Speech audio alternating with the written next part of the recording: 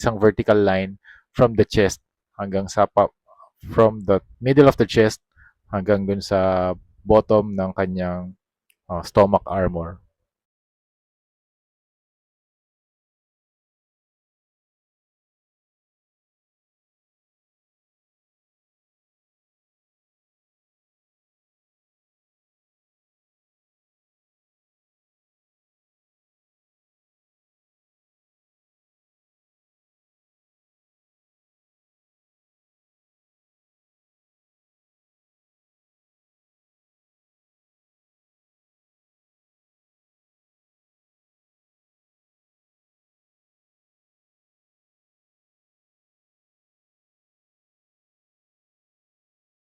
So yun, nagawa na natin yung skull and yung teeth, pati sa face, nagawa na rin natin. Ngayon, we are also going to use a black paint para naman mag dry brush doon sa skull na part. Para hindi sobrang white yung armor, yung skull design.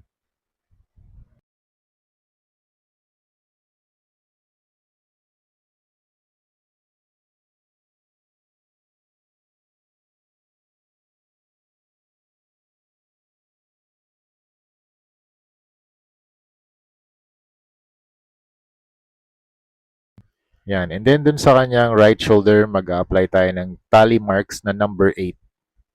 Yan. Para lang magkaroon ng konting story like 8 na yung napapatay niya na bad boss or big boss.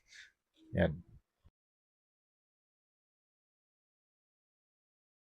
And then after that, we are going to use Dwarven Rich Gold and Dragon Gold para naman dun sa mga ibang sections para magkaroon tayo ng color separation.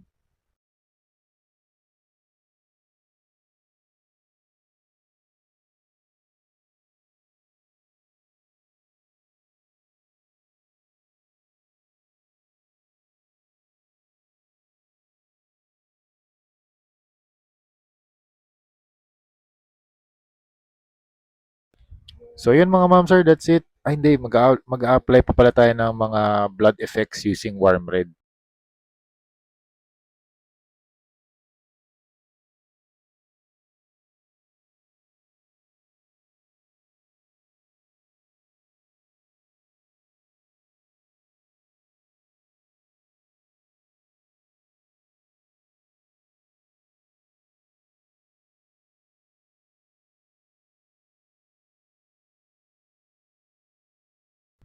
So yun mga ma'am sir, yun na yung ating tutorial for the Iron Man Mark 7 Hot Toys custom repaint na bust. And gagawin